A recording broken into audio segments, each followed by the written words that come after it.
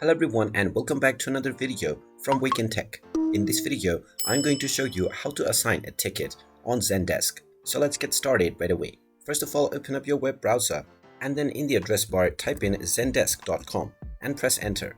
You will now be taken into the official Zendesk website. Click on the sign in button at the top right corner and then use your credentials to log into your account. Once you have been logged in, you will be taken into your dashboard or your homepage, from which if you wish to assign a ticket, click on the dashboard option. From the dashboard page, you will see all of your tickets. Simply click on the ticket that you wish to assign and this will open up the ticket. Now underneath the assignee, you can simply click on the drop-down menu and enter the assignee name, and this ticket will be assigned to that team member right away. And after selecting the assignee or the team member to whom you want to assign the ticket, click on the Submit as Open option. And now this ticket has been assigned to the team member that you just selected right away. And there you have it. That is how easy it is to assign a ticket on Zendesk.